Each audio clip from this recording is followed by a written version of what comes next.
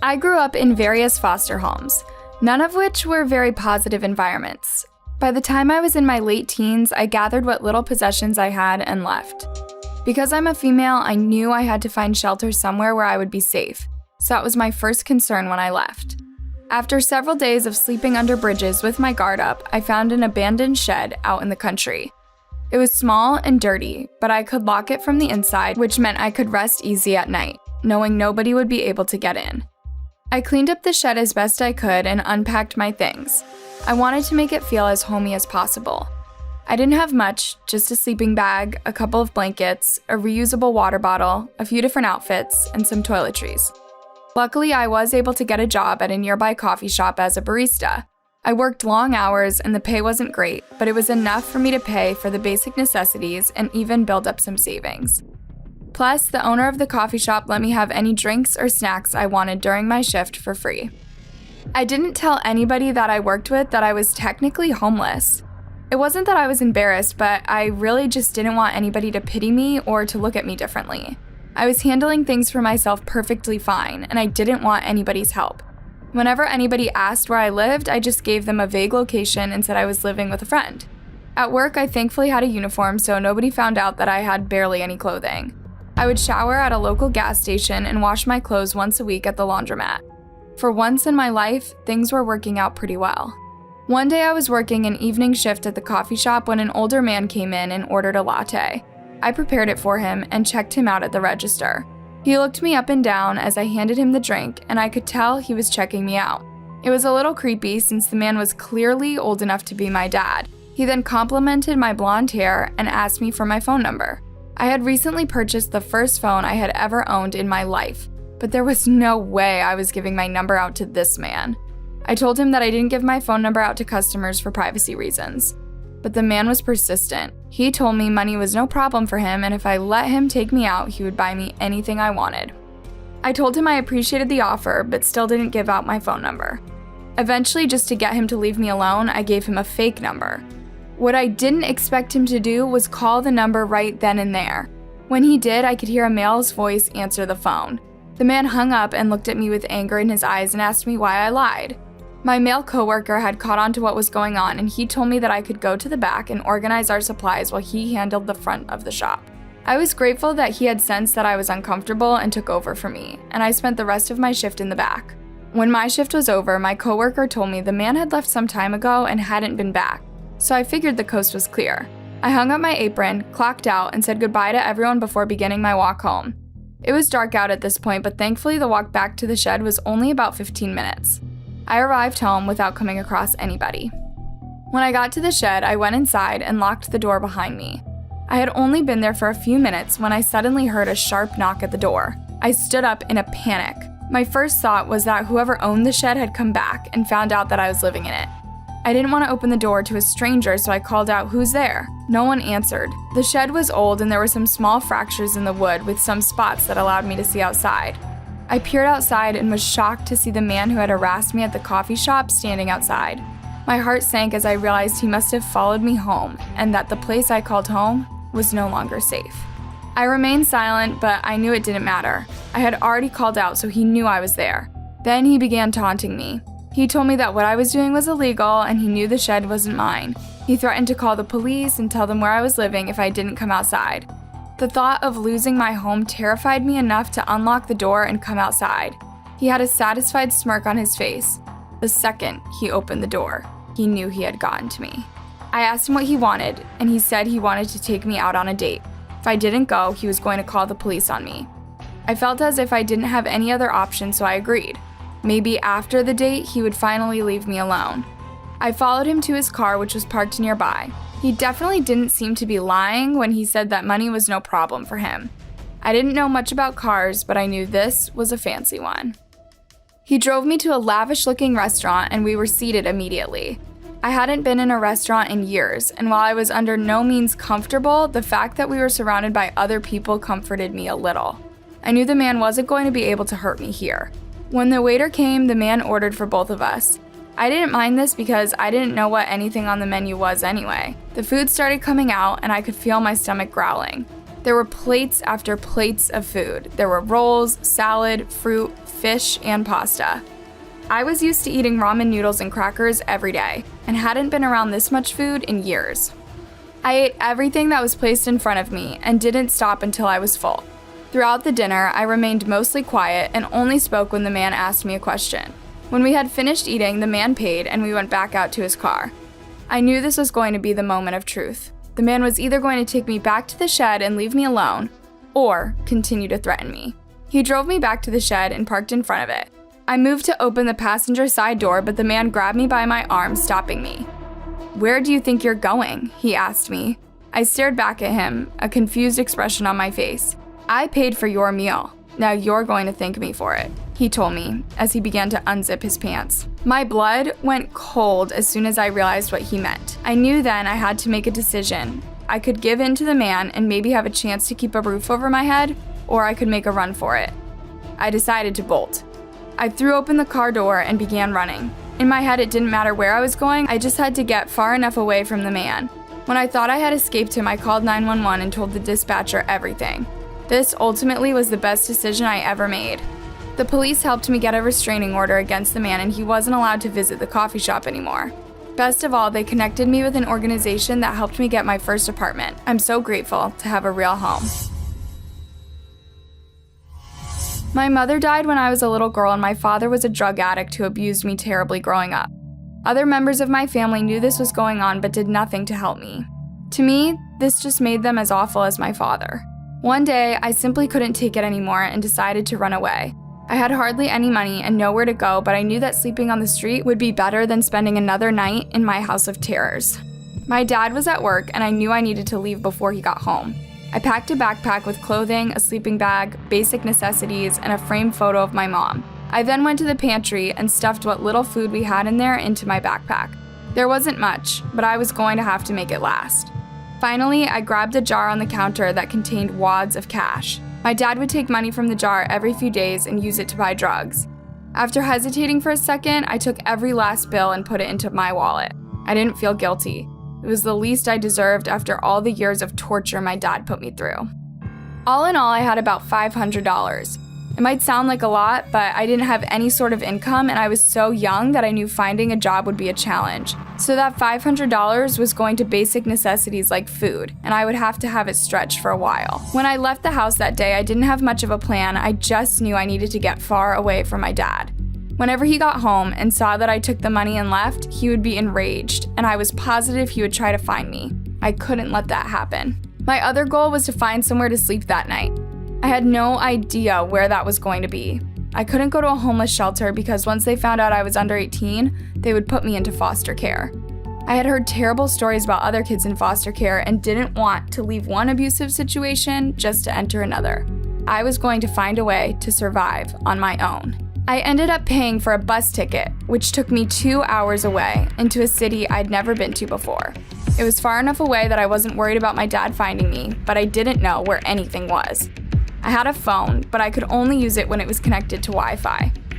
I noticed a McDonald's and remembered hearing that they usually have free Wi-Fi. I walked in, ordered a few food items, and then sat down at a table to eat and used the internet on my phone. I looked through several maps and tried to get a sense of my bearings. There was a truck stop nearby that had showers, but they charged $12. Even if I just showered every few weeks, my money was going to go very quickly.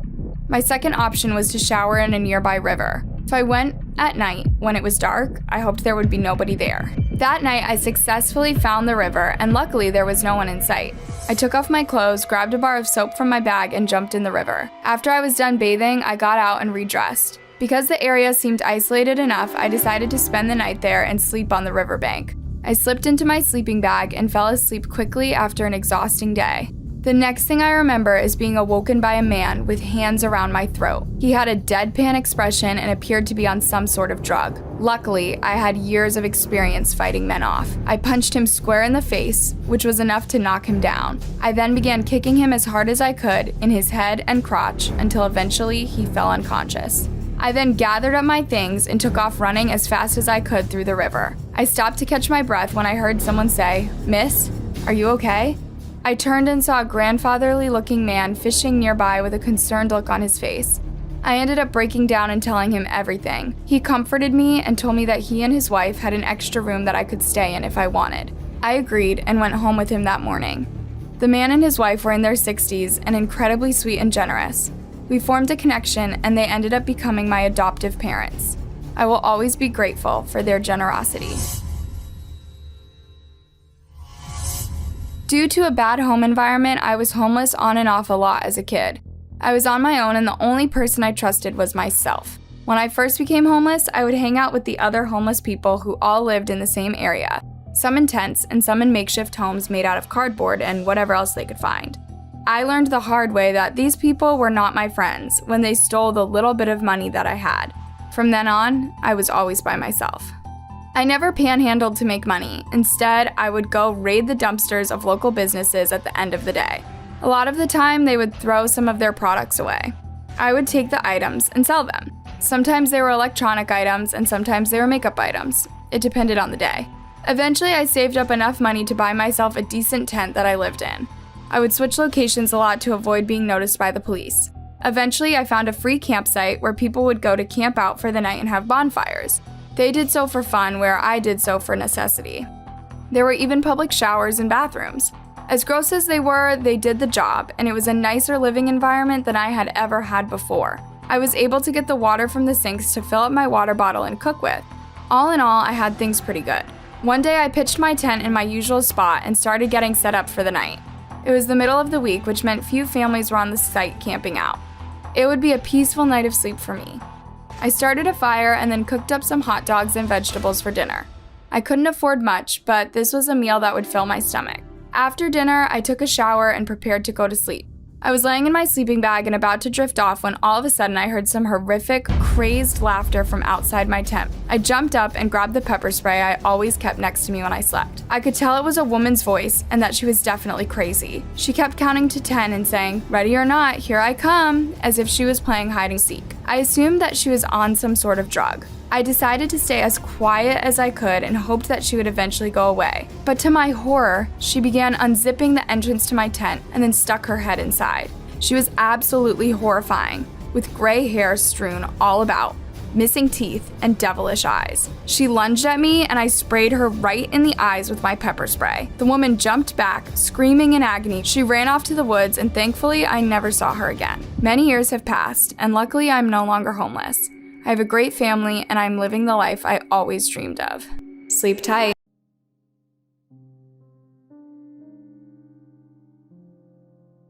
Some of you may have read my son's account, The Third Parent, about what happened regarding the monster Tommy Taffy. After reading it, after crying over it, I felt compelled to write this. I'm not here to defend myself. I'm not here to make excuses. I did what I had to do so that my family would survive. I knew what Tommy was capable of. I knew that we'd have to endure it. But I also knew that if we could make it 5 years without pissing off Tommy Taffy, we'd come out of the nightmare alive. How did I know that? Well, because I had already lived it.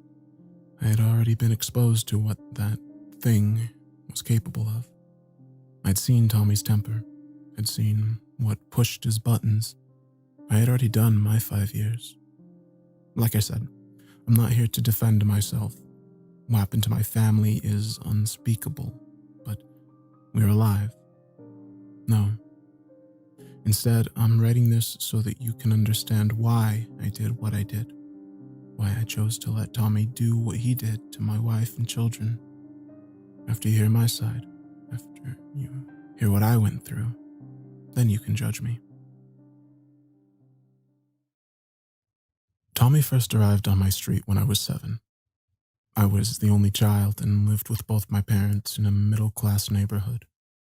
It was a mellow slice of the American dream, like a cut of apple pie under a smothering layer of vanilla ice cream. My street was in a secluded residential neighborhood in the far corner of our sprawling development. There were 6 houses in total, and we were a tight-knit bunch, both the parents and the children. In the summer, we'd have cookouts, and in the winter, we'd have Christmas parties. It was almost like our block was one big family. Everyone looked out for one another. Everyone was generous and considerate. It was a different time, when people trusted one another. But our picture-perfect life shattered when he arrived. Jesus, I'll never forget it. July 1969. I'd just gone to bed, my 7-year-old mind exploring my imagination, turning thought into dream. The moon was a warm slice of yellow in my window, an expanse of stars winking down at me as I drifted off to sleep. I could hear the TV on in the living room, a comforting reminder that my parents were still awake and the monsters under my bed would stay away tonight. That's when I bolted awake by a knock at the front door downstairs. It was such a sharp contrast to the comforting murmur of the TV that my mind went on full alert as the noise echoed into the house. I sat up in bed, irritated, clutching Growls, my teddy bear. I heard the heavy footsteps of my father walk to the door, probably expecting a neighbor. The familiar creak of the front door was followed by a muted murmur of conversation. I could hear my father's voice speaking, interrupted on occasion by another man I didn't recognize. My mother joined the conversation, and I could hear my father getting angry. Minutes stretched on as the mysterious late-night visitor continued to talk with my parents. I slid out of bed and went to my bedroom door, peeking my head out to listen. I still couldn't make out the words, but I could tell my father was getting furious. He started yelling, and I heard him demand the visitor leave our house, or he was calling the police. It got very quiet then. So quiet I couldn't hear my heart beating in my chest. Then I heard my mother begin to cry. It was soft, so soft, but it scared me. The nighttime visitor was saying something to my parents, his voice low. My mother continued to sob. After a moment, my father said something I couldn't make out. Immediately following, I heard something slam into the wall downstairs so hard the picture in the hallway crashed to the floor. I slapped my hand over my mouth to stifle a scream, heart racing. What was going on? My mother let out a pitiful noise. I could hear her pleading with someone. There was a scramble of feet and then another loud bang against the wall. The intruder was saying something to my parents, his voice oozing with authority. I strained to make out the words, but it came to me in a jumble of soft noise. After another couple minutes of agonizing fear, I heard my father call down for me. My heart was a wild drumbeat in my chest, and I bit my lip, hands shaking. Why did he want me? What was happening? My father called again, his voice trembling slightly. Slowly, I pulled the door to my bedroom open and walked to the edge of the stairs. I realized I was clutching Growls, my teddy bear. My palms were sweaty, and I could feel the soft of his fur growing damp. I looked down the stairs to the door and I froze, my eyes going wide. My father was gripping his throat, wincing, tears in his eyes, something I'd never seen before. My mother had her arms wrapped around herself, moisture staining her cheeks. But that wasn't what captured my attention. There was a stranger standing next to my parents, staring up at me. He was in his early 30s and wore a white t-shirt that read, in red font, "Hi." His hair was blonde and cut short. His two blue eyes, pools of glowing brilliance set in a sea of snow. Then I noticed the oddities of this intruder. His skin was impossibly smooth, a clean pink sheen of absolute perfection.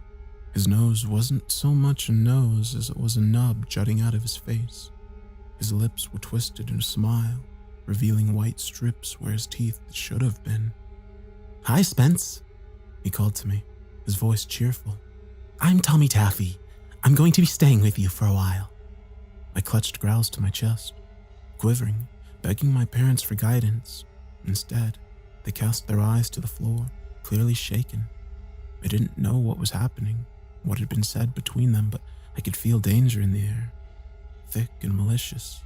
"Come down here so I can get a good look at you," Tommy said, waving me forward. My father's eyes suddenly met mine and I gulped. Even at that age, I could interpret the look he passed on to me. "Be careful, son."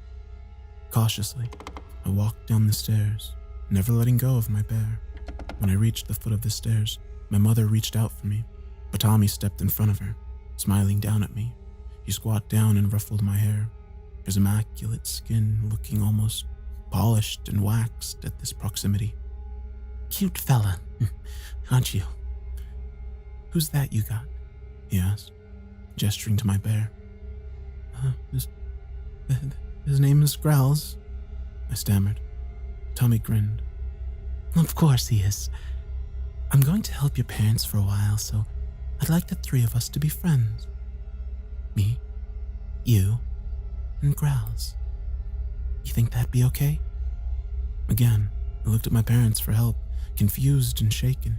I had no idea what was going on, who this was, why my parents looked so scared. He seemed nice enough, but the way my father rubbed his throat told me otherwise. "Boop, boop," Tommy chuckled, knocking gently on my head. "Hey, I asked you a question, Spence." What did you do to my daddy?" I whispered, immediately wishing I hadn't. Tommy's mouth remained a frozen smile, but his eyes darkened, ever so slightly.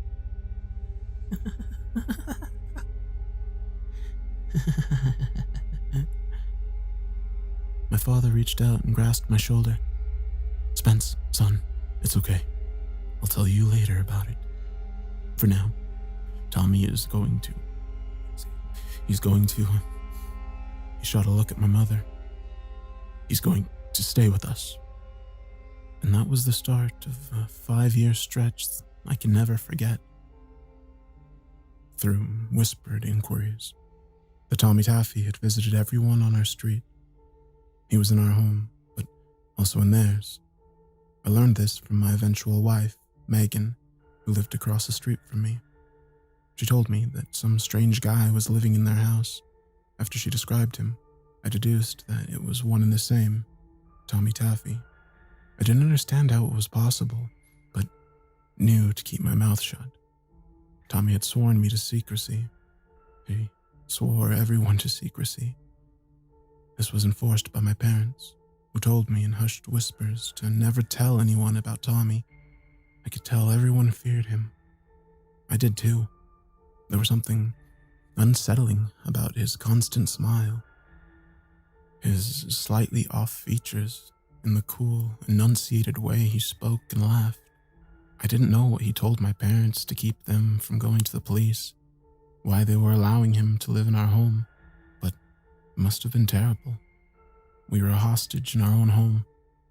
Of course, Tommy didn't keep us there, but we knew he would be waiting once we came back. At night, Tommy would sit us down and give us life lessons. He would tell us how to be good people, how to love one another. I remember one time during the first week, I looked out my front window across the street into Megan's living room. I saw Tommy there, speaking to her family on the couch. The Tommy in front of my family stopped speaking immediately and stared long and hard at me. Then he went to the window and closed the curtains before continuing. During the evenings, as the fathers of our street came home from work, I'd see them meet briefly in the road, muttering to each other, casting looks over their shoulders. There was a mutual terror shared between them, an unspoken knowledge that they had to keep Tommy's secret, that getting the police involved would only lead to, well, nothing good. I imagine upon arrival that Tommy threatened our family and then showed some sign of physical dominance over the men. I remember the banging against the walls and the way my father had gripped his throat. But what the hell had he said to them? Why did they allow him to infest our homes? Oh, a month later, I found out. They were plotting against Tommy. They were going to kill him. August 1969. Again, I was woken from slumber. I looked at my Spider-Man clock and saw that it was after midnight. I scrubbed sleep from my eyes, grasping in the dark for Growls. As I found my bear, I heard banging from downstairs along with several voices. I slipped out of bed and went to my door. The lights downstairs were off, but I saw beams of light cutting through the black. Flashlights? I called out for my parents, but saw their bedroom door was wide open. I knew they weren't in bed then. More voices from downstairs followed, along with the scraping across the hardwood floors. I jumped as a bang shook the night, and then the voices faded. Why were they going into the basement? I thought. Silently, assuming my parents were down there, I crept to the first floor, clutching growls to my chest. Sure enough, the basement door was open. I saw the light reflecting off the dusty floor. I could hear my father's voice, then familiar voices of the neighbors. They were speaking to someone. They were angry. My heart froze in my chest as someone laughed from the depths of the cellar. Making sure not to make a sound, I slunk to the open door and descended to the first 2 steps to look at the scene below me. Tommy was bound to a metal chair in the middle of the room, surrounded by the 6 pairs of parents that lived in our neighborhood. Their backs were to me, but I could see Tommy's flawless face gazing up at them. Megan's father was there, his face a mess of bruises and swollen flesh. His arm was in a sling, and it looked like his shoulders slumped like his back was in pain. I sucked in a breath and realized one of the men was passing my father a pistol. The women stood by their husbands with grim looks on their faces. There was no disagreement among the executioners. "It's time you leave our lives," one of the men said, looming over Tommy. I recognized him as my friend Luke's father. They lived 2 houses down. "This is your last chance," he growled. Tommy didn't even struggle in his rope bindings, that ever-present smile still on his face. He looked up at them, the overhead light illuminating his sparkling blue eyes. "I don't understand. I'm just trying to help all of you raise your children properly. I'm not going anywhere." A look passed between the parents, then my father put the gun to Tommy's head.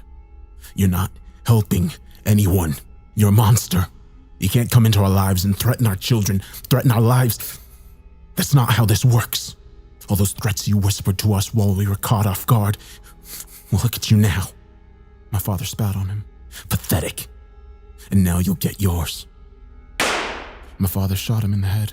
The report was deafening and I almost screamed, slamming my hand over my mouth at the last second. Tommy's head whipped back as the smell of gun smoke spiked the air. It was silent for a moment. And then...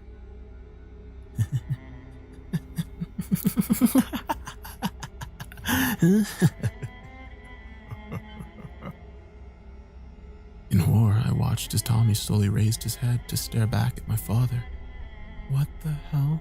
one of the women breathed, her voice shaking. There was no blood, no shatter of bone, nothing, just a dark circle in Tommy's forehead where the bullet had passed. "What the fuck are you?" someone whispered. Tommy's eyes spun to the man who had spoken. "I'm Tommy Taffy, and I'm not going anywhere." My mother suddenly pointed to the corner of the room, her hand trembling. Gas, get the gas. Megan's mother went to the far corner of the room and picked up a small red can. I could hear the slosh of gasoline and I smelled it in the air. My father grabbed the can from her hand, his eyes wide and never leaving Tommy. Without a word, he upended it over the bound man, soaking him. Tommy kept smiling.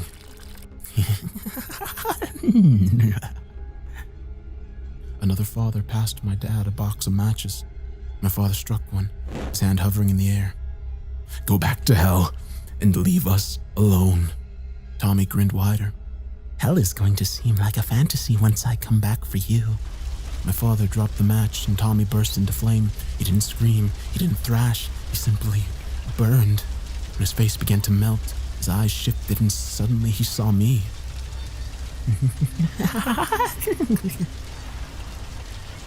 Heart exploding in my throat, I fled back to my room, tears streaming down my face. From the safety of my bed, I eventually heard the neighbors leaving, relief in their voices.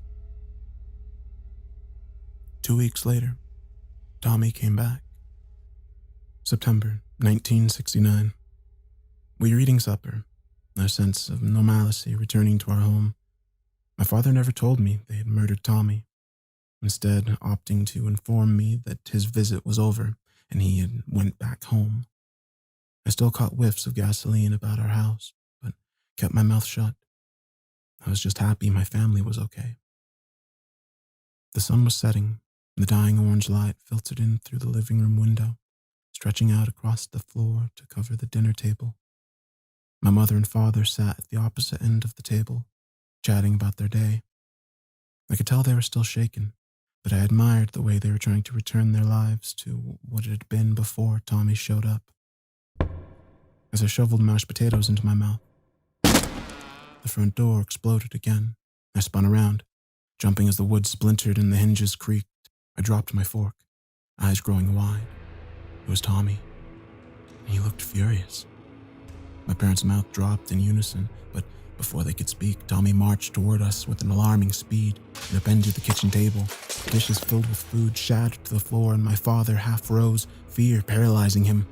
Without a word, Tommy grabbed my father by the neck and dragged him to the wall where he plowed his face through the sheetrock. My mother screamed and ran to aid my father, but Tommy spun on her and punched her in the teeth, sending her crashing to the floor. Feeling my bladder go, panic clawing at my throat, I watched Tommy pull my father's bloody head from the wall. Sputtering, dazed, my father tried to release himself from Tommy's iron grip, but it did no good. His eyes dark and his mouth clamped in a snarl, Tommy clamped a hand over my father's throat and dragged him into the living room. Without stopping, he threw him through the window and out to the front yard. I was a mess of tears and terror, snot bubbling from my nose as Tommy turned back to my mother and I. No, he was smiling. He just went to my stunned mother and hauled her up. "You're going to need to see this," he said darkly, his lips curled in a grin. He looked at me and jerked my head towards the door. "Come on, Spence. You too." He pulled my mother to the front door and pushed her outside. I hadn't moved, my face frozen in a silent scream. Tommy looked over his shoulder and winked at me. "Don't make me ask again, sport. Oh, and bring that broom behind you." Pulled off my chair by fear, I got up and dutifully grabbed the kitchen broom and walked it to Tommy, my pants reeking of urine. Tommy put a hand on my shoulder and guided me outside to stand by our mailbox. I saw my father rolling in the grass, a mess of blood and glass, my mother kneeling before him, weeping. Our neighbors were coming out of their houses, eyes wide, shocked looks of horror on their faces as they saw Tommy. "Gather around," he yelled, motioning for them to come closer. "Look at what you've done." I saw Megan at her doorstep across the street, face a pale sheet of snow. She looked at me, and I saw her begin to cry, burying her face in her hands. Shocked into obedience, our neighbors came and stood in our tiny front lawn by the street, all eyes on my father and mother. "This is your fault," Tommy said, meeting every one of their terrified faces. He suddenly snatched the broom from my hand. In one quick motion, he snapped the head off, tossed the duster aside, and advanced to my father, gripping the splintered pole. My mother screamed and covered her bleeding husband with her body, but Tommy booted her in the face, wrenching my heart in the process. "Up you go," Tommy growled, pulling my father up by the hair onto his knees. Glass jutting from his face, my father looked up at Tommy, agony burning in his eyes. "Don't worry. I'll take good care of your son," Tommy whispered. He raised the broken broom over his head like a spear and slammed it into my father's mouth, down his throat until it erupted from his stomach and plunged it into the earth. Blood shot like a geyser out of my father and splattered Tommy's perfect features. My mother howled, her bloodshot eyes rattling in their sockets as my father gasped and died, his lips wrapping around the broom handle jutting from his mouth. The neighbors watching were paralyzed, a few of the women crying out at the sudden display of brutal violence. The men's faces were pale and shocked into silence. Megan's father leaning over and emptying his stomach onto the road, blood dripping from his face. Tommy turned to face them, eyes alight. "I want you to think about this the next time you want to have a bonfire. Do I make myself crystal clear?" All eyes were trained to the impaled figure of my father, pinned to the earth. "I said, do I make myself clear?" Tommy repeated, the smile dropping from his face. Everyone slowly nodded, every eye wet with tears and wide with horror. Tommy threw a thumb over his shoulder. "Now get rid of him. I need to put his son to bed." I took a step back, tears flowing freely from my eyes, shaken to the core, unable to stop staring at my dead father. My world swam and rocked, my vision a streaking blur of color.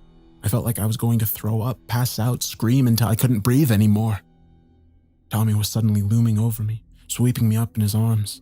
He pressed my shocked face into his shoulder and stroked my hair. As we went into the house and up to my bedroom, I heard a rumble in Tommy's chest.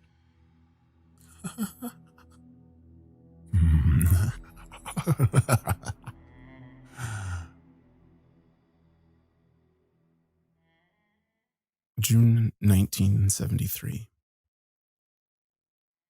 How do I describe the following 3.5 years? Words don't, can't make you understand what life was like for my mother and I.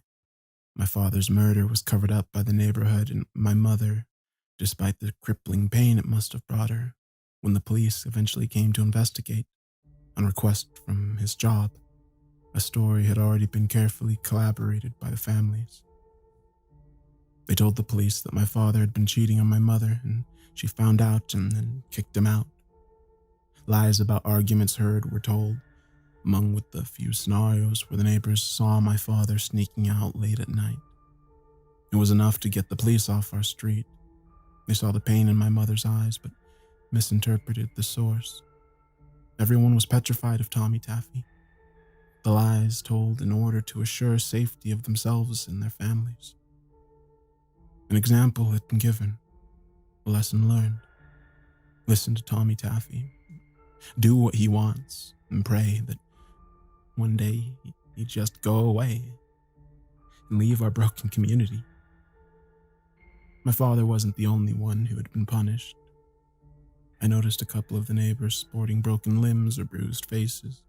I can't even imagine the lies they told the outside world to cover up the truth. Tommy was a hunting nightmare in our lives, and we could find no way to get rid of him.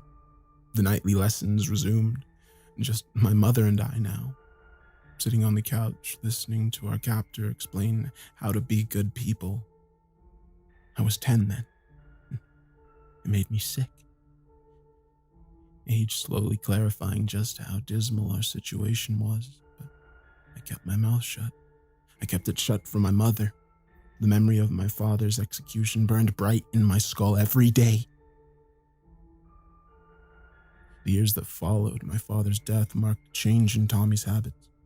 He now slept with my mother every night, leading her to bed after I was tucked in and told one last lesson about life. I would lay awake for hours listening to her cry from her room. Sometimes it'd be for moments, other times hours. He didn't always stay with her through the night, though. I remember times I'd wake up and he'd be standing in the dark corner of my room, watching me sleep, his eyes like shining oceans.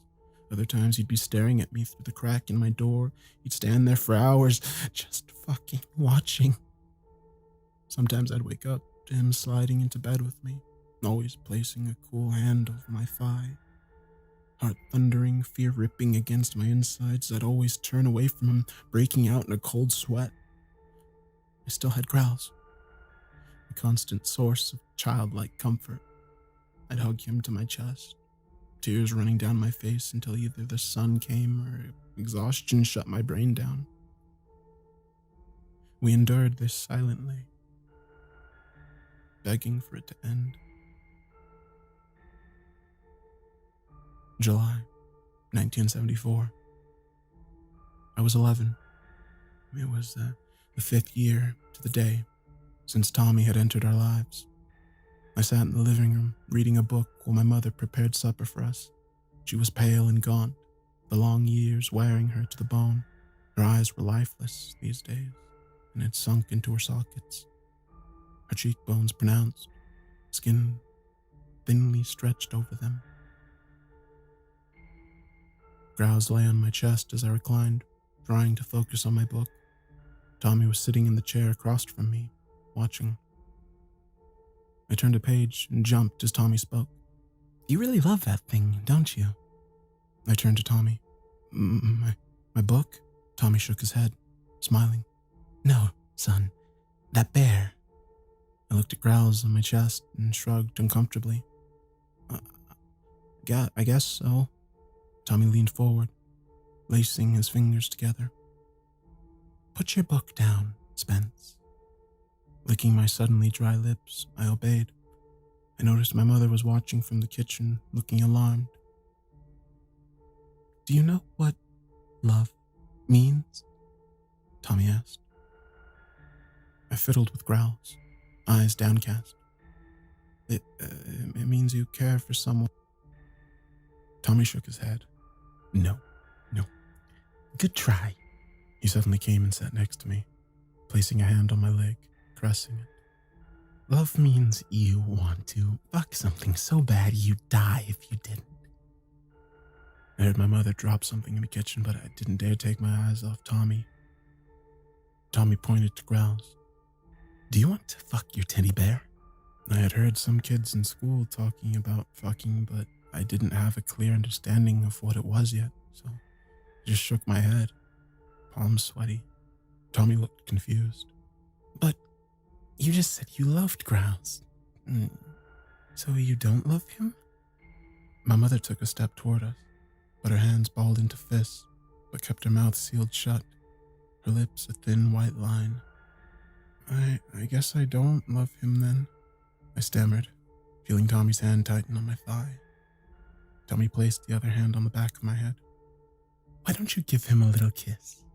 See what you think, yeah? I felt embarrassed and humiliated just at the thought, my cheeks burning. I tried to chuckle like I thought it was a joke, but Tommy slowly pushed my head towards the bear. Go ahead, son. Don't be afraid, he coached. I could feel tears brimming in my eyes as he guided my mouth towards my bear, and I gently kissed its nose, turning away immediately. Do it again, Tommy whispered. Show him how much you love him. Sniffling, tears rolling down my face, I held up Growls and planted a few kisses on his worn nose. My face was flushed and my heart was racing. I felt foolish and absolutely terrified. Tommy's hand like a vice grip on the back of my head, urging me on. Lick him a little, Tommy whispered in my ear. I suddenly jerked my head and threw Growls across the room, openly sobbing now. I don't love him.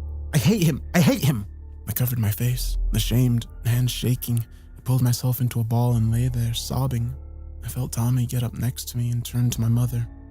It sounds like he's learned his last lesson. I'd be proud of him if I were you. He's a man now.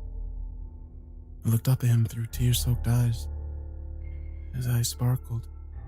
It took 5 years. He suddenly leaned down and cupped his mouth over my ear. His voice was cold glass, his breath like hot fire. Your little ones will get 5 years as well, Spence. And with that, he looked at my mother one last time, then walked out the door. My mother rushed and took me in her arms, comforting me as I cried. Tommy never returned to our home. Time passed and I grew up. I grew up always expecting Tommy to show up again, come barging through our front door, but he never did. The years faded and some of the horror and pain began to fade as well. We were never the same though. How could we be? My mother was a shell of the woman she used to be. The mental torture she'd undergone had broken something inside of her she'd never regain. But God, she loved me and tried to heal the nightmares of those 5 years. A full year passed before my mother dared ask Megan's mom if Tommy was gone from their home as well. He was. The neighborhood was free, impossibly, unbelievably free from the monster that had terrorized us for 5 awful years. Never understood what Tommy's final words were to me, what they meant, until it was too late. When I turned 25, I married Megan. A year later, we were expecting. You've heard the rest from my poor son. God forgive me for having children. God forgive me.